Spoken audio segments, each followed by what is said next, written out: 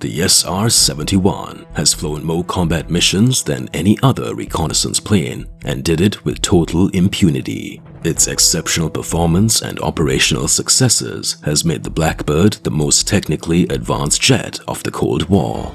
Built in secret during the late 1950s, the Lockheed SR71 was able to outrun a missile and cruise close to the edge of space. There have been no aircraft that have been able to fly faster or higher without using rocket propulsion, and this one still holds the record for the highest altitude achieved in horizontal flight. The final flight of the type occurred on October 9, 1999, after a total of 32 units of the strategic reconnaissance plane had been constructed. Stay with us to the end of the video, there's a lot of information to be revealed. The making of the SR71. The Cold War and subsequent escalation of tensions with communists in Eastern Europe prompted the development of the SR71. This plane was designed by Lockheed Martin's secretive Skunk Works division. The Skunk Works was a top-secret group of scientists and engineers with the mission of developing a revolutionary new type of reconnaissance plane. Clarence Kelly Johnson, one of the top aircraft designers of the 20th century, oversaw the Skunk Works division of Lockheed, which was responsible for producing impossible technology on extremely short, strategically essential timelines. This new plane was completely different, Johnson remarked. Everything had to be invented, but he still promised that in a short 20 months, the Skunk Works team would build and test a prototype of the plane. Impossible technologies made real. The new plane had to be able to sustain speeds of over 2,000 miles per hour for extended periods, not just during brief afterburner-powered bursts. Yet, at that velocity, atmospheric friction produces temperatures that might melt the standard airframe of that period. There were many architectural and material hurdles to overcome in order to combat the problem of excessive heat. After much deliberation, the designers settled on a titanium alloy because it would give the necessary strength, be lighter than stainless steel, and also be resistant to both high heat and high velocity. The titanium alloy was protected by heat-resistant corrugated skin. There had never been anything like a stealth aircraft before, and titanium was mostly untapped in the engineering world. Due to titanium's extreme fragility, specialized equipment and methods had to be created. While the leading edges of the plane would experience very high temperatures, the air around it would be a frigid -60 degrees Fahrenheit. Ben Rich, the team's engineer, struggled with this for several long hours until he realized that black paint is a good heat conductor and insulator. Due to the need to deflect the heat generated by friction, the plane was painted black, hence the moniker Blackbird. The best place to get titanium was the Soviet Union, so the CIA created front firms to buy it from the country they were spying on. From concept to reality, the SR71. Lockheed's Robert "Bob" Gilliland, a test pilot, made the SR71's maiden flight on December 22, 1964. SR stands for Strategic Reconnaissance. The first SR71 was put into service in January 1966 at Biel Air Force Base, or KBAB, in California. For over 30 years, this variant served the U.S. Air Force in intelligence missions. The National Air and Space Museum reports that 32 SR71s were manufactured. The radar signature of the SR71 was drastically reduced as part of the plane's redesign. Even though the first test flight went smoothly, the US administration requested that the radar profile be lowered due to suspicions of new Soviet breakthroughs in radar technology. Skunk Works repositioned the engines to the center of the wings and developed a special paint that reflects radar waves away from the plane. The test results were specular. Despite being over 100 feet in length, the Blackbird would look on Soviet radar as larger than a bird but smaller than a man. After much effort, the Skunk Works team had succeeded in decreasing the Blackbird's radar cross-section by 90%.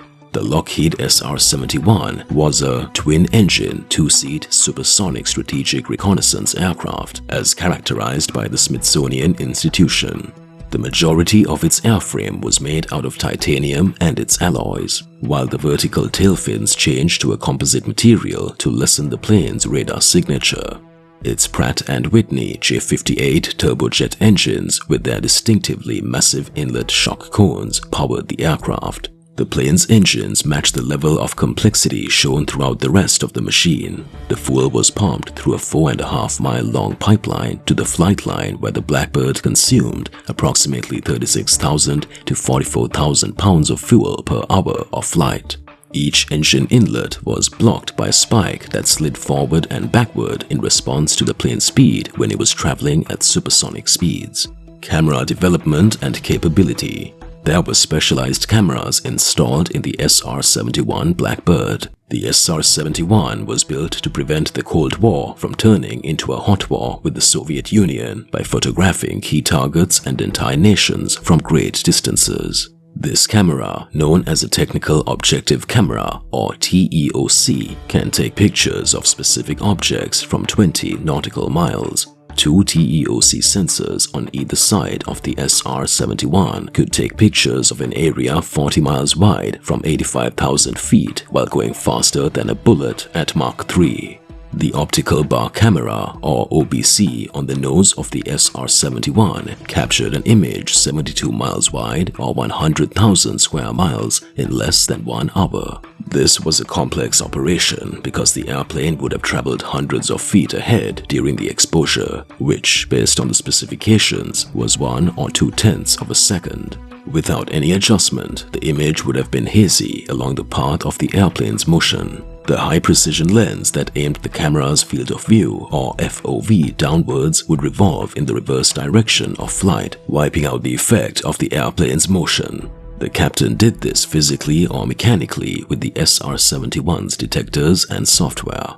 When the SR-71 was flying, contrary to popular belief, no Blackbirds ever crossed into Soviet airspace since the United States banned all Soviet overflights following the 1960 U-2 incident. Even so, SR-71s flew missions over still classified regions of Eastern Europe, the Middle East, Vietnam, and North Korea.